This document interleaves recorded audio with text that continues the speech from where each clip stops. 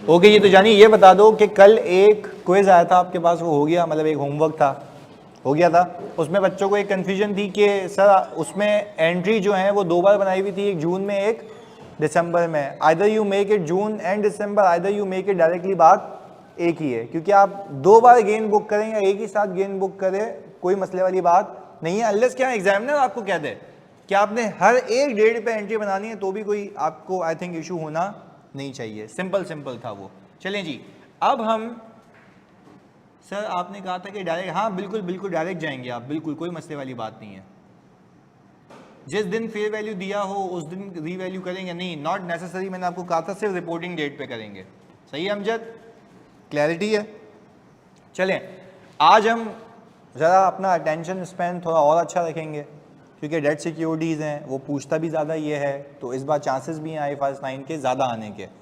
Sir वैसे भी सम किया तो दोनों का एंट्री सेम आंसर था, बिल्कुल ऐसा ही है, वही आएगा, सेम आएगा। चलें हमने कहा सर आज हम क्या सीख रहे हैं, डेट सिक्योरिटीज़। अच्छा डेट सिक्योरिटीज़ का मतलब है कि हमारे जो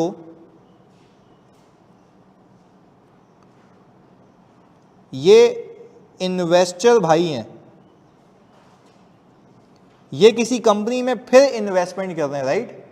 ये किसी कंपनी में फिर इन्वेस्टमेंट कर रहे हैं, पर ये जिस कंपनी में इन्वेस्टमेंट कर रहे हैं, क्या वो कंपनी काउंटर कंपनी क्या अपने शेयर इशू कर रही है या उधार ले रही है?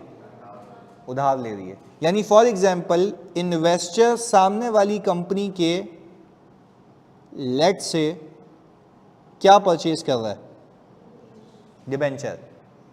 इशूअर बोलेगा मैं आपको कागज़ के पन्ने पे लिख के दे रहा हूं कि आपने मुझसे डिबेंचर लिए और मैंने आपको डिबेंचर दिए।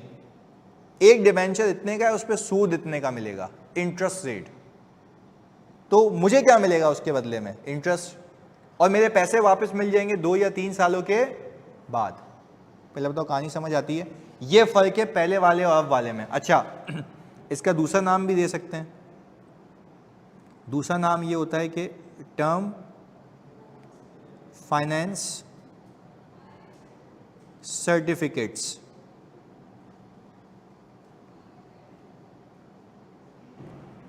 सामने वाली कंपनी कह रही है मैं आपको कागज़ के पन्ने पे लिख के दे रही हूँ स्टैम्प पेपर के ऊपर कि मैंने आपको सर्टिफिकेट्स इशू किए हैं, उसके बदले में आपने मुझे इतने पैसे दिए हैं, उस पर मैं आपको इतना इंटरेस्ट दूंगा। तो मेरे लिए तो इन्वेस्टमेंट ही हो गई ना, पर इन्वेस्टमेंट इन कौन सी security? Debt security. Debt security, पर डेट सिक्योरिटी की ये काइंड्स हैं, डेट सिक्योरिटी की ये काइंड्स हैं, ये काइंड्स हैं, ये किस्मात हैं कि भाई debenture, term finance certificate, you name it, अलग अलग नाम से होती हैं, पर है कौन सी सिक्योरिटी? Debt security. क्योंकि कंपनी जिसको मैं पैसे दे रहा हूं वो टेक्निकली मुझे कंपनी का मालिक नहीं बना रही है, मुझसे उधार ले रही है। उसके लिए क्या है? सामने वाले के लिए इक्विटी है, लायबिलिटी है। और लायबिलिटी अंग्रेजी में कौन सी? Financial liability. A contract which give rise to financial asset for one party and financial liability for another party. Sir पहले भी तो फाइनेंशियल एसेट था, पर वो था शेयर्स ऑफ अनदर कंपनी। अब क्या है? Right to receive cash, right to receive cash, debt security. बात समझ आती है? ऑनलाइन में तो जल्दी बताओ, यहां तक बात समझ आती है? बेसिक बात, एक रिकैप है जल्दी से। ओके अब मुझे आपने बता दिया भाई ये 2 बातें हो गई, हमें क्लियर हो गया। अच्छा अब होता यह है कि ये इशूअर जो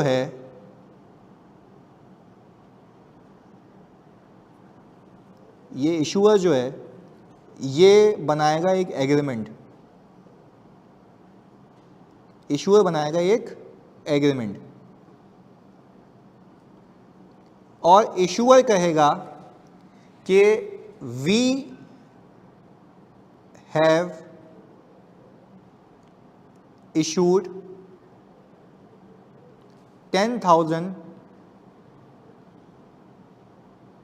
debentures of rupees 100 each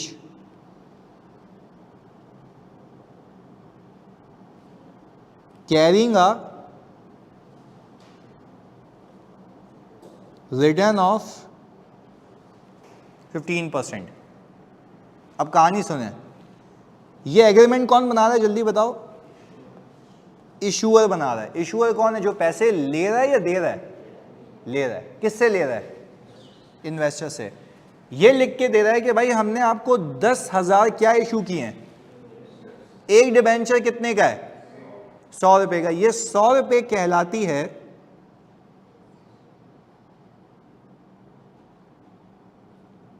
face value, par value. Shares में भी होती है ना face value, par value shares में भी होती है।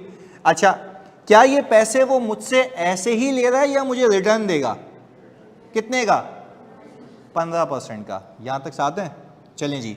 यानी ये जो 15% है, ये जो 15% है, ये जो 15% है, इसको क्या मैं ये नाम दे सकता हूं? अगर तुम लोग मुझे ओके दो।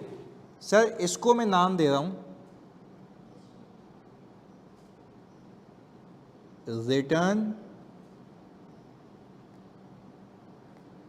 Provided by issuer. क्या ये बात सही है? ये है रिटर्न, भाई वही प्रोवाइड करता है ना, ऐसा ही है ना। और इसको कहा जाता है अंग्रेजी में कूपन रेट। आज के बाद मैं अल्फाज यूज करूं कूपन रेट, तो उसका मतलब है ये वो रेट है जो मुझे किसने दिया है?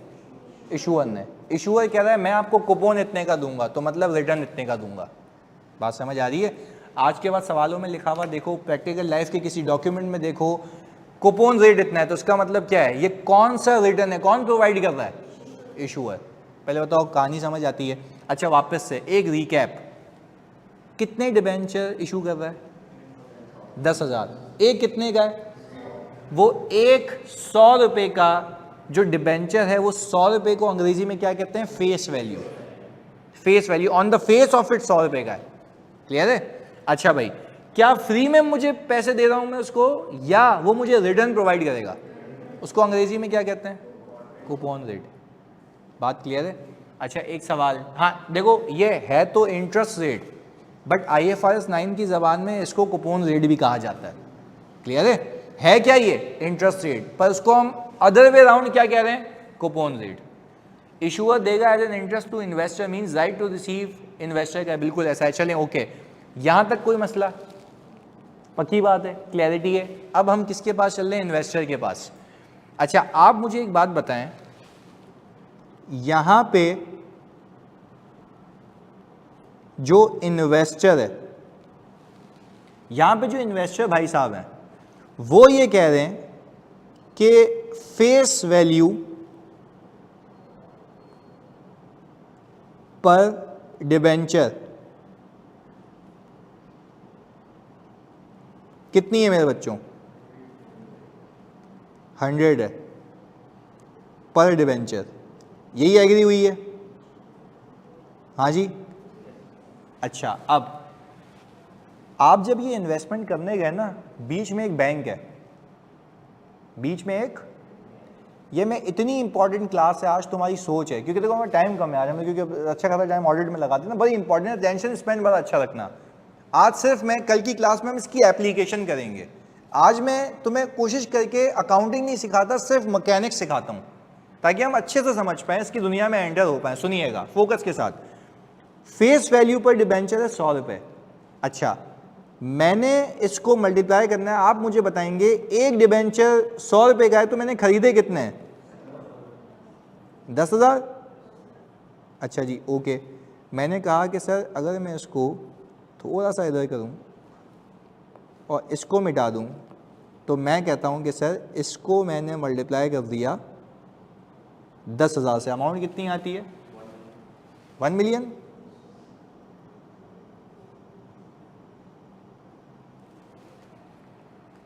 ये 1 मिलियन को क्या मैं कह सकता हूं कि ये पैसे इसके पास जाएंगे, हाँ या नहीं? बीच में बैंक है, बैंक बोल रहा है भाईजान मैंने आपको इन्वेस्टमेंट अरेंज करा के दी है, मैं क्या लूँगा? कमीशन। मैं क्या लूँगा? कमीशन। अच्छा उसको हम कहते हैं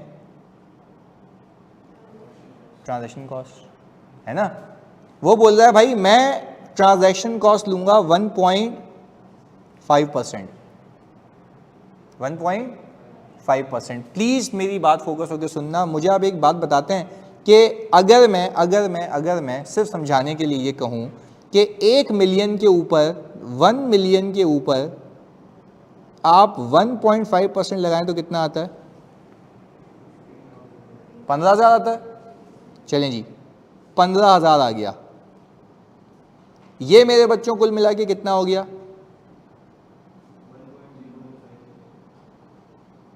ये अमाउंट हो गई, ऐसा ही है ना। अच्छा, अब हमने किया क्या? हमने फेस वैल्यू में ट्रांजैक्शन कॉस्ट को प्लस कर दिया।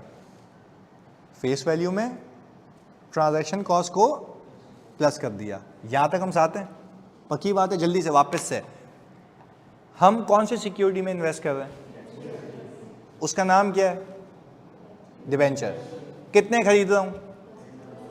एक कितने का है? 100 रुपए का। कूपन कितना है? और कूपन का मतलब क्या है? Interest provided by issuer. Very good. जो वो मुझे देगा उसका एक्सपेंस है, मेरी इनकम है। उसका एक्सपेंस है, मेरी इनकम है। ऐसा ही है ना, उसका एक्सपेंस है, मेरी इनकम है। ऑनलाइन वालों यहां तक साथ हैं? यहां तक हम साथ हैं, कोई मसले वाली बात नहीं है। आगे फिर मैंने कहा आओ हम देखते हैं इन्वेस्टर क्या करेगा। इन्वेस्टर ने बोला 10,000 डिबेंचर खरीदें, 100 का एक है। इशूअर की जेब में कितने जाएंगे? 1 मिलियन। अच्छा, 15,000 इशूअर को देंगे, बैंक को 15,000 किसकी जेब में जाएंगे? बैंक कौन है? ब्रोकर। वो क्या ले रहा है? Transaction cost. ऐसा ही है। चलें, अब आप मुझे ये बात बताएं, सर ये 15,000 तो एक्सपेंस आउट हो रहे हैं ना? नहीं नहीं नहीं नहीं, ये तो बात है, 15,000 को मैंने एक्सपेंस आउट किया, कैपिटलाइज किया है। अच्छा, अब मैं एक एंट्री बनाऊंगा, मेरे बच्चों को फोकस होकर सुनना, सिर्फ समझाने के लिए बता रहा हूं।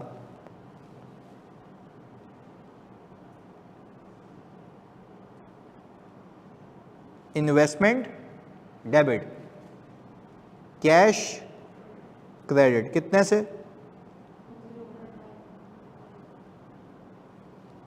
1015,000।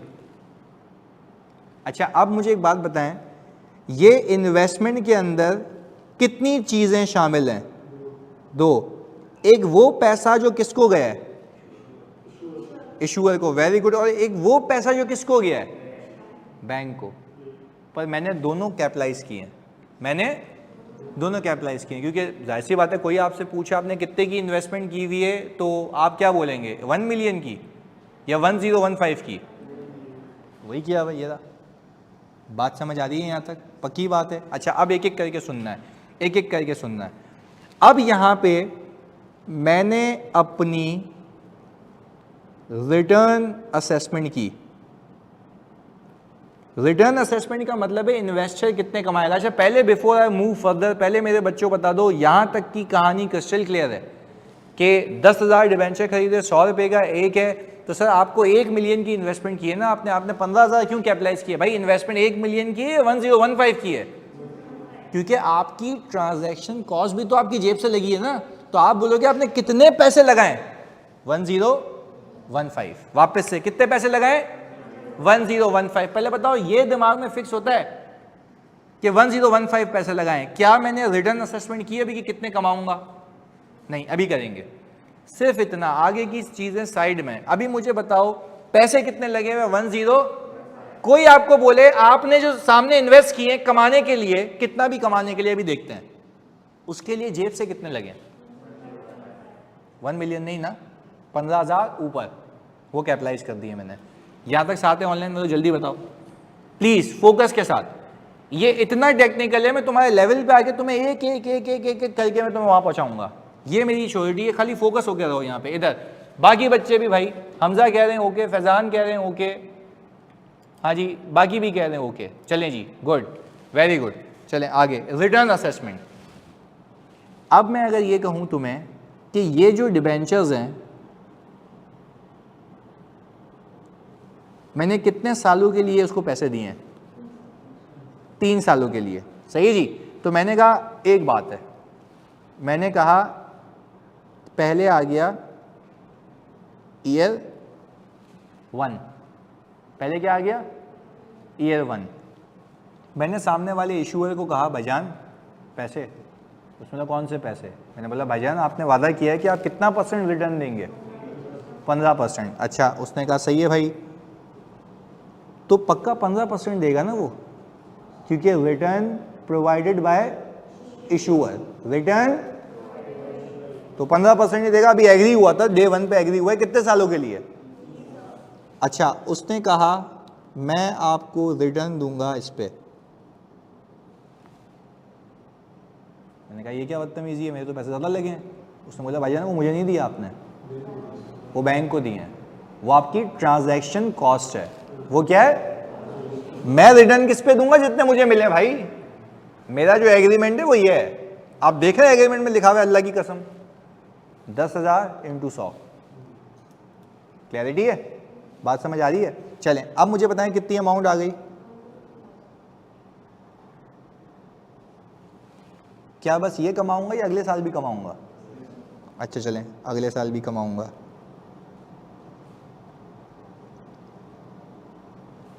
फिर यही होगा, पैसे पड़े हुए ना उसके पास, हाँ या नहीं। चलें फिर हम आ गए ईयर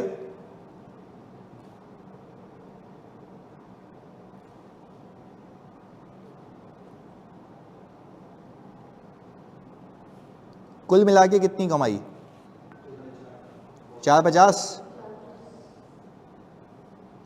अच्छा, इस पे अगर मैं ये लिखूं, अगर तुम लोग मुझे इजाजत दो,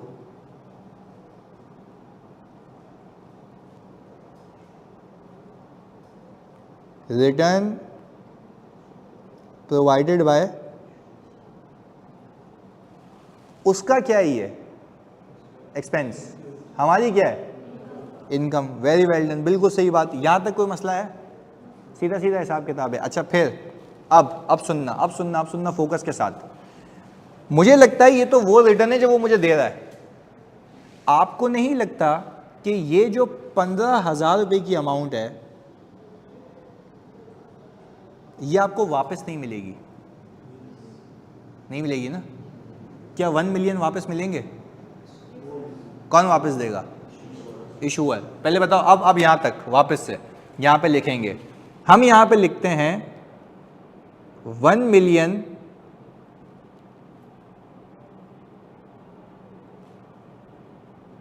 आप लोग सब कह रहे हैं खुद से, क्या होगा, वापस मिलेंगे, किससे, इशूअर से। ये हो गया भाई। बट हाँ जी, 15,000 वापस नहीं मिलेंगे। तो अल्टीमेटली इन्वेस्टर इस 15,000 को एक्सपेंस आउट करेगा। भाई आप अल्लाह को हाजिर नाज़िर जान के बताओ, जेब से कितने कहते हैं, 1015, वापस कितने आएंगे। तो आप इशूअर को बोले ना यार 1015 वापस दे, बोलेगा मेरी जेब में कितने आए थे, वापस भी कितने दूंगा, 15,000। अब मैं एक पंच लाइन कह रहा हूं, क्या 15,000 का तुमने खर्चा किया था इसको कमाने के लिए, है या नहीं है भाई। क्या मैं ये कह सकता हूं, तुम लोग अब सब एक साथ एक इक्वालिटी में बताना, क्या मैंने 4,50,000 कमाने के लिए 15,000 की ट्रांजैक्शन कॉस्ट को एडिशनल बियर किया है, हाँ या नहीं, बिल्कुल किया है। तो मैं आपसे पूछूं अब अंग्रेजी वापस से, return provided by the issuer, return is not equal to the return that I have earned. वापस, मुश्किल है मुझे पता है, थोड़ा सा तुम्हारे लेवल पे आके बताया ना। मुझे लगता है return provided by the issuer is not equal to the return that I have actually earned, क्योंकि ये 15,000 का जो ट्रांजैक्शन कॉस्ट एक्सपेंस है वो इसमें से हटाओगे तो आपको पता लगेगा कि आपकी असल कमाई कितनी है, कितनी आ रही है, 435,000, ऐसा है। अच्छा, अब फरहान कह रहे हैं कि सर लेकिन ट्रांजैक्शन कॉस्ट तो कैपिटलाइज होती है, एक्सपेंस आउट नहीं। उसको एक्सपेंस आउट करना है, उसको एक्सपेंस आउट आगे जाके कैसे करना है वो मैंने अभी सिखाया आपको। मैंने स्पेसिफिकली कहा कि मैंने अभी अकाउंटिंग नहीं सिखाई, मैं सिर्फ मैकेनिक्स, जार्गन्स, सोचने का तरीका सिखा रहा हूं। अगेन अल्लाह को हाजिर नाजिर जान के बताओ, पहले दिन पे मैंने कैपिटलाइज किए? हाँ नहीं, कितने की किए? 15,000 किए ना। ये over the period expense out होनी है, पर उसको समझाने के लिए पूरी कहानी बनाई कि कोई आपसे पूछे कि सामने वाली कंपनी को तुमने पैसे कितने दिए? 1 मिलियन, और 15,000 रुपए ऊपर से लगाए, तो जेब से कितने गए? आज आपने कैपिटलाइज कर ली है। अच्छा, फिर स्टैंडर्ड ये कहता है कि इसमें से 1 मिलियन तो वापस आ जाएगा, कौन देगा? इशूअर। ऑनलाइन में तो यहां तक साथ हो, जल्दी बताओ इशूअर, या जल्दी बताओ, यहां तक बात साथ हो, जल्दी बताओ। इशूअर वापस देगा आपको, जल्दी से। सारे बच्चे, सबसे पूछ रहा हूं, मतलब सबसे पूछ रहा हूं, जल्दी। इशूअर वापस देगा। कौन से पैसे हैं जो वापस नहीं आएंगे? 15,000। वो क्या थे? ट्रांजैक्शन, वो पैसे जो तुमने लगाए ऊपर इसको कमाने के लिए। एग्रीड? स्टैंडर्ड ये कहता है तुम इस 15,000 को आज कैपिटलाइज करो और इसको over the period expense out करना। मैंने अभी अकाउंटिंग सिखाई नहीं है, पर वो एक्सपेंस आउट करने का सही कह रहा है ना। क्यों कह रहा है? क्योंकि वो वापस, और वो 3 सालों में क्यों कह रहा है? क्योंकि इसका फायदा कितने साल है, तो अमोर्टाइज भी कितने साल होगा? 3 साल। पहले बताओ ऑनलाइन वाले बच्चों, आपको ये बात समझ आ रही है कि अमोर्टाइजेशन होगी, एक्सपेंस बुक होगा कितने साल? 3 साल। Why not in the first year? क्योंकि उसका बेनिफिट कितने सालों का है, तो मैं स्प्रेड भी कितने सालों में करूंगा? 3 साल। पर अभी मैंने करना सिखाया नहीं है, मैचिंग कॉन्सेप्ट है। पहले बताओ मेरे बच्चों, बात समझ आती है? पक्की बात है। ऑनलाइन वालों प्लीज कंफर्मेशन, तो ये बात समझ आती है? 1 मिलियन जो वापस आएंगे उसकी वैल्यू भी तो गिर गई ना 3 साल बाद। नहीं नहीं नहीं, तो बेटा ये सूद दे रहा है, वो उसकी वैल्यू को कोप अप करने के लिए तो दे रहा है। आप अगर कैश फ्लोस को प्लॉट करें 15% वापस प्रेजेंट वैल्यू लें, आंसर 1 मिलियन ही आएगा। सही है जी, उसकी वैल्यू नहीं गिरेगी भाईजान। हेलो, उसकी वैल्यू नहीं गिरेगी। क्लियर है? ओके। अच्छा, अब मुझे एक बात बताएं, 2 चीजें। जब मैंने डिबेंचर खरीदे तो एक डिबेंचर कितने का था? 100 का। आपने 1.5% पर डिबेंचर ज्यादा दिए, पे किसको दिए? इशूअर को, ब्रोकर को? अच्छा, ओसीआई मॉडल में इसलिए कर रहे हैं? नहीं, देखो मैंने यहाँ पे मॉडल की बात की, या मैं एक जनरल मैकेनिक्स बता रहा हूँ। मॉडल वॉडल सब आगे सीखेंगे, अभी अल्लाह की कसम अकाउंटिंग नहीं सीखी। मैं अकाउंटिंग शुरू करा दूंगा, दिमाग की खिचड़ी बन जाएगी। पहले आप ये तो समझ लो मार्केट में होता क्या है, फिर हम अकाउंटिंग सीखेंगे इसकी। अभी अगेन वापस से ईमान और सारे बच्चों, क्या अकाउंटिंग सिखाई है? ये जेनरिक बात कर रहे हैं, जेनरिक बात कर रहे हैं, ताकि पहले समझे तो सही होता क्या, ताकि फिर अकाउंटिंग भी समझ आएगी। फिर जेनरिक बात हो रही है, अभी अकाउंटिंग नहीं हो रही है। आगे वापस से मैंने कहा 10,000 डिबेंचर खरीदे, 100 का एक था, ट्रांजेक्शन कॉस्ट पे की, जेब से कितने आउटफ्लो हुए? 2। एक पैसा किसकी जेब में गया? दूसरा बैंक। मैंने कैपिटलाइज दोनों कर दिया, उसमें से वापस कौन सा आएगा? इशूअर वाला, बैंक वाला वापस। तो मैंने स्टैंडर्ड को बोला भाई बताओ क्या करूं इसका? उसने बोला भाई ये अपने आप से सवाल पूछो ना, ये पैसे आपने क्या कुछ कमाने के लिए दिए? हमने बोला यस। कितने साल की कमाई है? तो एक्सपेंस आउट कितने सालों में करूंगा? पर एक्सपेंस आउट तो होगा ना, क्योंकि वापस नहीं आएगा। कैसे होगा ये सीखा, या सिर्फ मैकेनिक्स समझ रहे हैं? मैकेनिक्स समझ रहे हैं। आगे सुनिएगा। फिर मैंने कहा 3 सालों में तुम लोग मुझे बताओगे, अब समझने की बात है, फिर कंक्लूड करूंगा मैं क्लास। 3 सालों में मैंने इशूअर से कितना कमाया? 450। पर मेरी असल कमाई कितनी है? अच्छा, तो यानी हम ये कहें सिर्फ तुम्हें समझाने के लिए, return provided by the issuer is not equal to the return that I am actually earning. अंग्रेजी समझ आई? Return provided by the is not actually the return that I am actually earning. मैं असल में कितना कमा रहा हूं? 435,000। वो कितना दे रहा है? तो कम कैसे हो गया? कोई आपसे पूछे आपने इस पूरे कॉन्ट्रैक्ट में कितने कमाए? 450 या 435? अब याद रखना, एक ऐसा कॉन्ट्रैक्ट जो एक बंदे के लिए फाइनेंशियल एसेट हो, दूसरे के लिए पर अब सर जब ट्रांजैक्शन कॉस्ट एक बार कैपिटलाइज हो गई तो इसको इधर नेट करने में कंसिडर क्यों कर रहे हैं, रिवर्सल हो रहा है इसलिए। अबे भाई जब इन्वेस्टमेंट से उसको निकालोगे तो क्या एंट्री बनाओगे, इन्वेस्टमेंट क्रेडिट एक्सपेंस डेबिट। मैंने क्या अकाउंटिंग सिखाई, मैं 5वीं बार कह रहा हूँ, 5वीं बार का मतलब समझते हो, 5वीं बार क्या अकाउंटिंग सिखाई या मैकेनिक सिखाना। वो बोल रहा है कि सर आपने जब इसको कैपिटलाइज कर दिया तो यहाँ से माइनस क्यों कर रहे हैं। भाई जब कैपिटलाइज कर दिया एक्सपेंस आउट करूंगा तो क्या एंट्री बनाऊंगा, एक्सपेंस डेबिट। और इन्वेस्टमेंट पीपी को कैपिटलाइज करते हो क्या एंट्री बनाते हो, पीपी डेबिट कैश, और एक्सपेंस आउट करते हो क्या एंट्री बनाते हो, डेप्रिसिएशन एक्सपेंस डेबिट, और पीपी हो रहा है ना एक्सपेंस। अकाउंटिंग सिखाई या सोचने का तरीका सिखा रहा हूं। फरहान मेरे भाई बात समझ आ रही है, फरहान जानी बात समझ आ रही है। सिंपल एक्सपेंस की एंट्री होती है ना, एक्सपेंस डेबिट एसेट क्रेडिट। क्या वो अभी बनाई है या बनाएंगे अभी हम सिंपल सीख रहे हैं कि चल क्या रहा है। वापस से मेरा मुद्दा क्या है, ये समझाना एक ऐसा कॉन्ट्रैक्ट जो एक बंदे के लिए फाइनेंशियल एसेट है। अच्छा फाइनेंशियल एसेट भी कौन सा है, equity security, debt security, debt security. इससे जो आपकी कमाई है, किसकी, इन्वेस्टर की, वो एक्चुअल कमाई जल्दी से लिख के बताओ आप लोग, ऑनलाइन वालों आप लोग सोच के बताओ वो कितनी है। कोई आपसे पूछे इस कॉन्ट्रैक्ट से आपने कितना कमाया, तो आप ये नहीं कहेंगे 450 आप ये कहेंगे इस कॉन्ट्रैक्ट से मैंने एक्चुअल में कितना कमाया, 435। तो अगर मैं तुम्हें एक चीज़ सिखाना चाहूँ, बताना चाहूँ, क्या इस बात पे यकीन आ गया है, return provided by the issuer is not equal to the return that I am actually earning. यहाँ तक पहुँच गए, यहाँ तक पहुँच गए।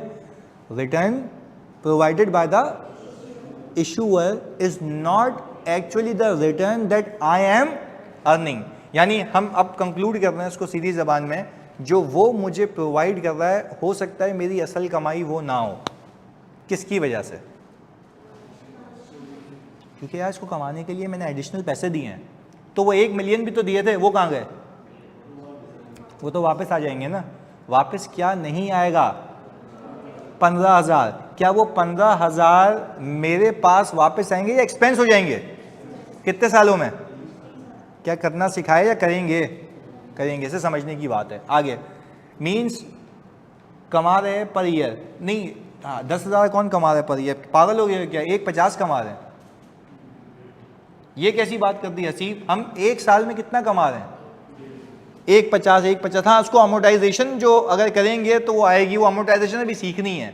मैं अगर ओवरऑल बात करूं, जैसे एक बच्चा कह रहा है, ये हसीब कह रहा है कि सर अगर नेट बेसिस पे देखें तो 1,45,000 कमा रहे हैं। हाँ नेट बेसिस पे हर साल कितना कमा रहे हो, 1,45,000। बिल्कुल सही कह रहा है वो, अभी उसने सही बोला है। नेट बेसिस पे हर साल कितना कमा रहे हो, क्योंकि 150 वो दे रहा है 5 का एक्सपेंस, 150 वो दे रहा है 5 का एक्सपेंस। पहले बताओ ऑनलाइन वाले बच्चों आपको बात समझ आ रही है, अमोर्टाइज होगा ना वो एक्सपेंस, क्लियर है। जल्दी जल्दी जल्दी बाकी सारे बच्चे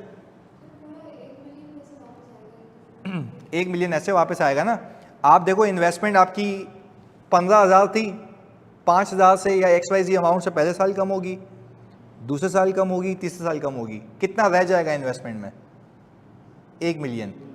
क्योंकि देखो 1 मिलियन की आपने 1015 की इन्वेस्टमेंट की है ना, तो 1015 की इन्वेस्टमेंट में से कितना वापस आएगा, 1 मिलियन।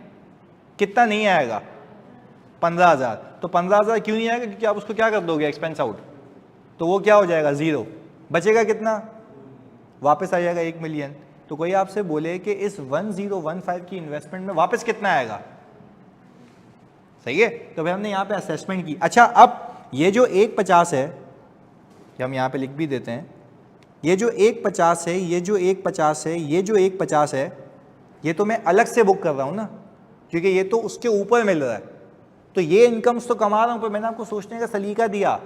ये जो मैं इनकम्स कमा रहा हूँ 150 150 150, क्या इसको कमाने के लिए मैंने कोई एडिशनल खर्चा किया है, वो कितना है, 15,000। ये रहा 5,000 रुपये सालाना, 15,000 रुपये 3 सालों में, तो नेट कितना कमाया, 435। अब बताएं बात समझ आती है, पक्की बात है। ऑनलाइन वाले जल्दी बताओ, बात क्लियर है, जल्दी से सारे बच्चों, सारे के सारे बच्चे।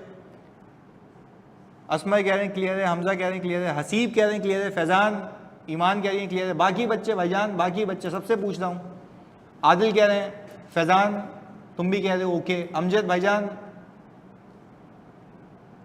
Very good. चलें अब वापस से मेरी वाली बात पे आते हैं। Are you agreeing on this point that return provided by the issuer is different from the return earn by the investor because of transaction cost, because of, अच्छा जी बात क्लियर है, ओके। अब मैं तुम्हें एक चीज़ सिखाता हूँ। वो ये कहता है मतलब स्टैंडर्ड ये कहता है कि ये जो रिटर्न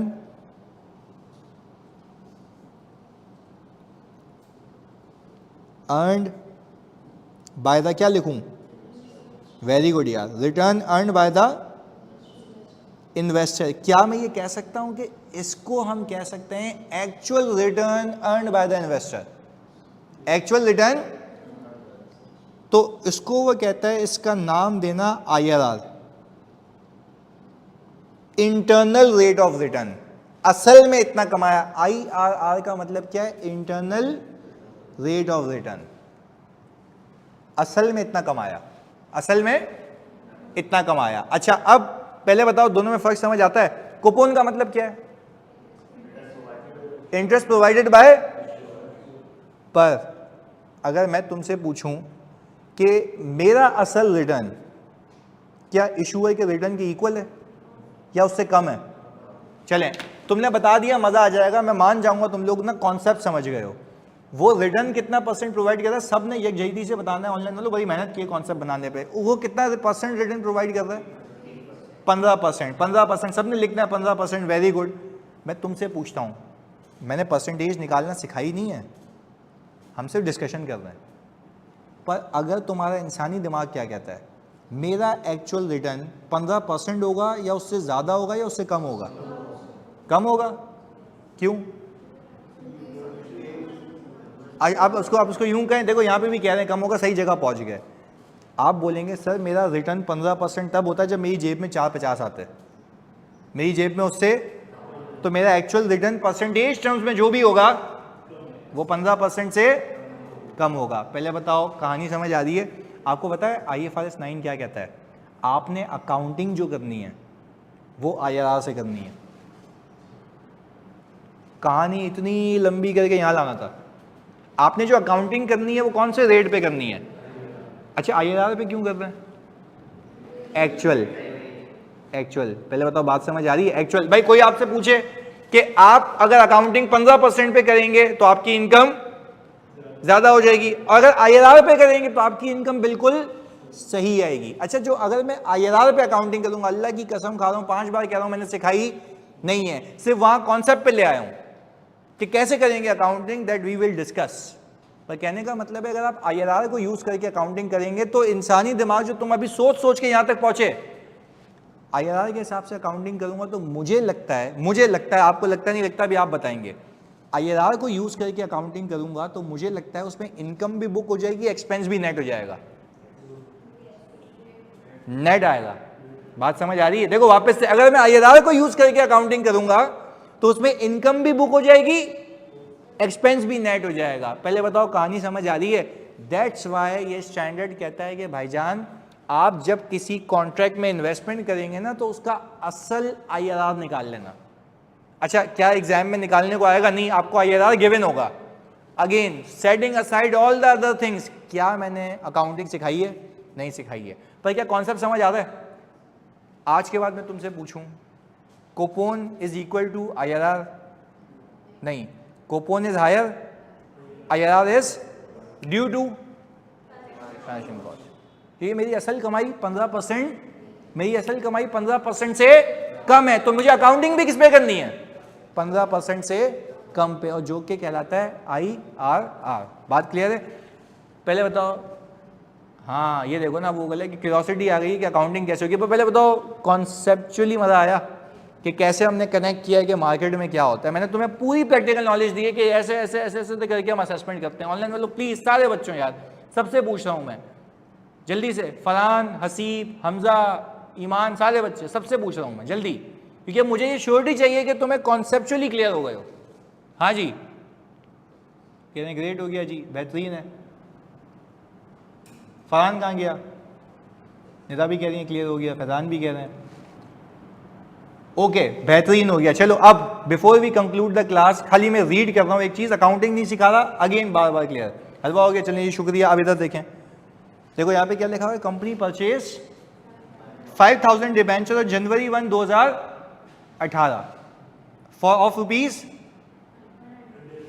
इसमें कोई नई चीज़ है या अभी सी फैमिलियर है? अभी सीखी थी ना आगे। कैरिंग अ रिटर्न ऑफ 15% क्या है? Coupon rate. क्लियर है?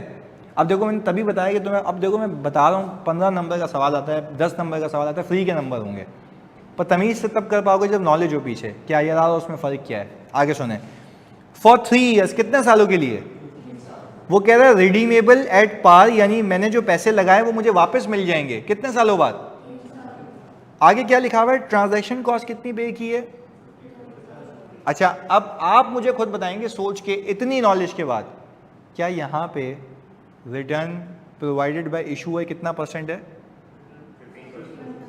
हमारा एक्चुअल रिटर्न उतना ही होगा, कम होगा? क्यों? अच्छा नीचे देखो क्या लिखा हुआ है, जर्नल एंट्रीज बना के दो, जबकि आपका इफेक्टिव रिटर्न कितना है? इतना कम हो गया। तो ये 10% के अंदर क्या ट्रांजैक्शन कॉस्ट नेट हुई हुई है? तो आप जो इनकम बुक करेंगे वो ऑलरेडी नेट होगी। किससे नेट हुई हुई होगी? ट्रांजैक्शन कॉस्ट से। अकाउंटिंग कल की क्लास में सीखते हैं, पर पहले बताओ फिनोमिना समझ आ गया कि हमें कोई तुमसे पूछे तुमने असल में कितना कमाया, 15% या 10.9140? जब अकाउंटिंग सिखाऊंगा तो मैप कराऊंगा कि मैं इनकम उतनी ही बुक करूंगा जितनी होनी चाहिए थी, जो तुमने डे 1 पे सोची। यानी अगर मैं इस केस में IRR निकालता तो जो भी आता वो 15% होता, उससे कम होता, उससे कम होता। पर मैं अगर IRR को यूज करके हर साल जो इनकम बुक करता उसका टोटल कितना बनता? 450 या 435? 435 होना भी कितना चाहिए? 435। पहले बताओ कहानी समझ आती है? इसको मैं आपको देता हूं कॉपी करना अच्छे से, कल की क्लास बड़ी अहम होगी, हम इसको ऑल टुगेदर अकाउंटिंग से लिंक करेंगे।